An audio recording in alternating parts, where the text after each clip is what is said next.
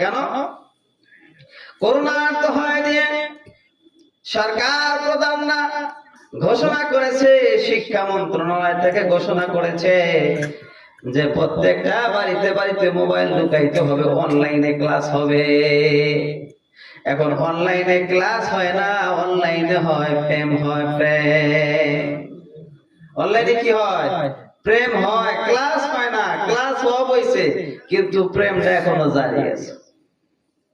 অনলাইনের মাধ্যমে টাকা দেখেন যুবক,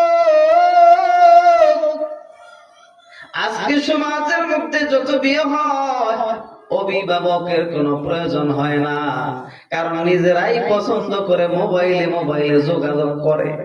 ছেলে সন্তান মেয়ে পছন্দ করছে কোথায়, কয় বরিশাল, কয় এত দূর কেমনে গেল, কয় মোবাইলের মাধ্যমে সম্পর্ক হয়েছে।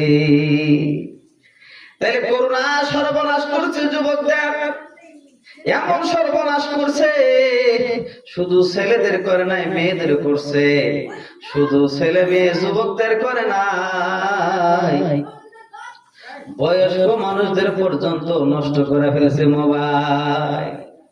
এই জন্য প্রযুক্তির মাধ্যমে ভালো করা যায়, খারাপও করা যায়। বর্তমান জামানায় আইয়ামে জাহিলিয়াতের চাইতেও বেশি খারাপ হয়ে গেছে।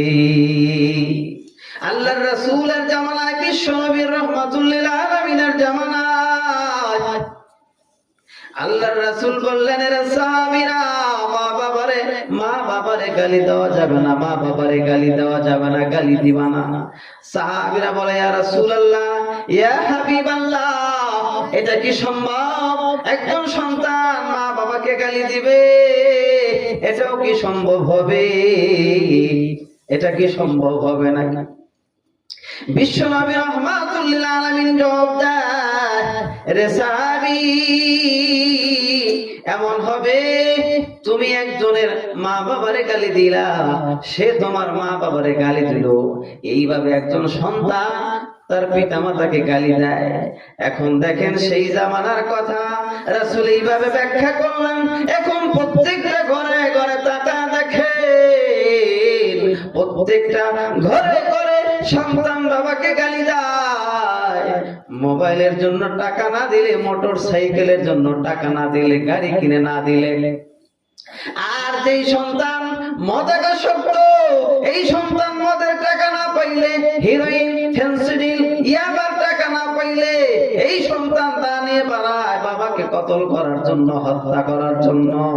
তাইলে চিন্তা করে দেখেন 1500 বছর আগের কথা আর